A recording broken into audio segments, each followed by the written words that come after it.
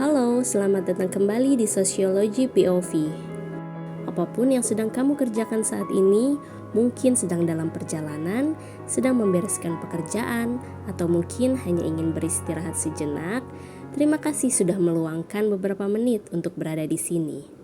Di channel ini, kita tidak sedang mencari jawaban yang paling cepat. Kita hanya akan berhenti sejenak, lalu mencoba melihat dunia dari sudut pandang yang sedikit lebih luas. Pernah nggak kamu memperhatikan hal ini?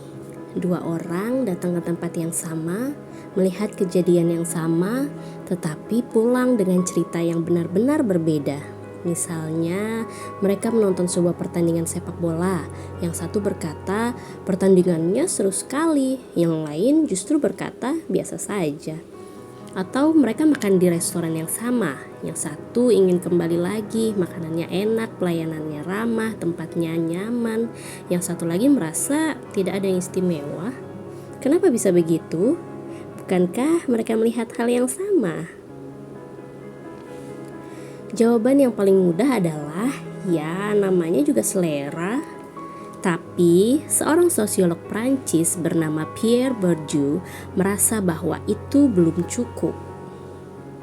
Ia bertanya lebih jauh, mengapa selera seseorang bisa berbeda?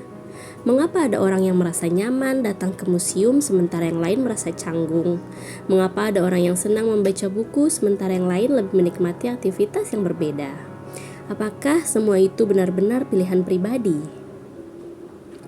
Coba bayangkan dua anak, yang satu tumbuh di rumah yang setiap malam dipenuhi buku, yang orang tuanya sedang berdiskusi mengajak anaknya ke perpustakaan. Yang satu lagi tumbuh di lingkungan yang berbeda, rumahnya penuh kehangatan, tetapi tidak ada kebiasaan membaca. Tidak ada yang mengajaknya berdiskusi tentang buku. Pertanyaannya, kalau mereka dewasa nanti, apakah minat mereka akan sama? Belum tentu. Bukan karena salah satu lebih pintar, tapi karena pengalaman hidup mereka berbeda. Nah, pengalaman-pengalaman seperti inilah yang menurut Bourdieu perlahan membentuk cara kita melihat dunia. Ia menyebutnya dengan satu istilah, habitus. Sederhananya, habitus adalah kebiasaan yang begitu lama kita jalani sampai terasa seperti bagian dari diri kita. Cara berbicara, cara berpakaian, cara memilih makanan, cara memandang pendidikan, bahkan cara kita membayangkan masa depan. Semuanya dipengaruhi oleh pengalaman hidup. Tetapi jangan salah paham, habitus bukan berarti hidup kita sudah ditentukan sejak lahir. Bayangkan seperti memakai sebuah kacamata. Setiap orang memakai lensa yang berbeda. Lensa itu memengaruhi apa yang paling mudah kita lihat. Tetapi kita masih bisa belajar, masih bisa bertemu orang baru, masih bisa membaca buku, masih bisa mengubah cara pandang kita. Artinya, habitus memengaruhi kita, bukan mengendalikan kita sepenuhnya. Mungkin setelah hari ini, ketika kamu bertemu seseorang yang cara berpikirnya berbeda, kamu tidak akan langsung berkata, dia memang seperti itu. Mungkin kamu akan bertanya, pengalaman hidup seperti apa yang membentuk cara pandangnya? Dan mungkin itulah salah satu pelajaran paling menarik dari Pierre Bourdieu. Bahwa untuk memahami seseorang, kadang kita perlu melihat perjalanan hidupnya, bukan hanya pendapatnya.